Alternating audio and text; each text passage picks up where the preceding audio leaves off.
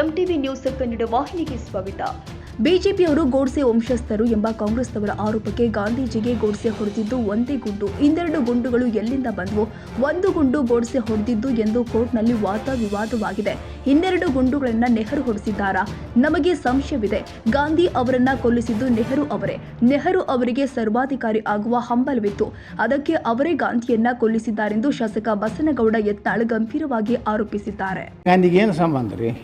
Sir ಅವರೆಲ್ಲ original ಗಾಂಧಿಗಳಂತ ನೀವು ಗೋಡ್ಸೆ ವಂಶ ಗೋಡ್ಸೆಯವ್ರು ಹೊಡೆದಿದ್ದು ಒಂದೇ ಗಾಂಧಿ ಇನ್ನೇ ಎರಡು ಗೋಳಿ ಎಲ್ಲಿಯೂ ಬಂದವು. ಗಾಂಧಿ ಶರೀರದಲ್ಲಿ 3 ಗೋಳಿ ಅದು. ಒಂದು ಗೋಲಿ ನಾಥುರಾಮ್ ಗೋಡ್ಸೆ ಅಂತ ಇದನ್ನು ಒಪ್ತಾರೆ, ಕೋರ್ಟ್ನಾಗೆ ಆಗೈತಿ. ಇನ್ನು 2 ಗೋಳಿ ಯಾರು ಹೊಡೆದ್ರು? ನೆಹರು ಹೊಡ್ಸದ?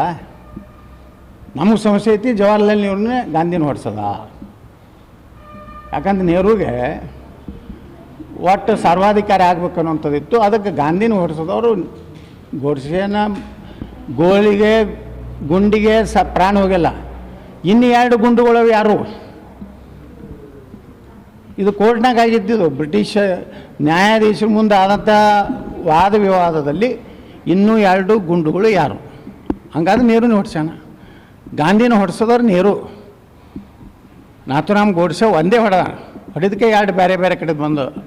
ಸರ್ ಈಗ ನಿಮ್ಮ ವಿರೋಧಿ ಬಣ ಏನಿದೆ ದೆಹಲಿಗೆ ಹೋಗ್ತಾರಂತ, ದೂರು ಕೊಡ್ತಾರಂತ. ದೆಹಲಿಗೆ ಹೋಗಲಿ, ನೀವು ವಾಷಿಂಗ್ಟನ್ಗೆ ಹೋಗಲಿ, ಎಲ್ಲಿ. ತಾಜಾ ಸುದ್ದಿಗಾಗಿ ಎಂಟಿವಿ ನ್ಯೂಸ್ 24x7ಗೆ ಸಬ್ಸ್ಕ್ರೈಬ್ ಮಾಡಿ ಮತ್ತು ಬೆಲ್ ಐಕಾನ್ ಅನ್ನು ಒತ್ತಿ. ತಪ್ಪದೇ ಲಿಂಕ್ ಶೇರ್ ಮಾಡಿ.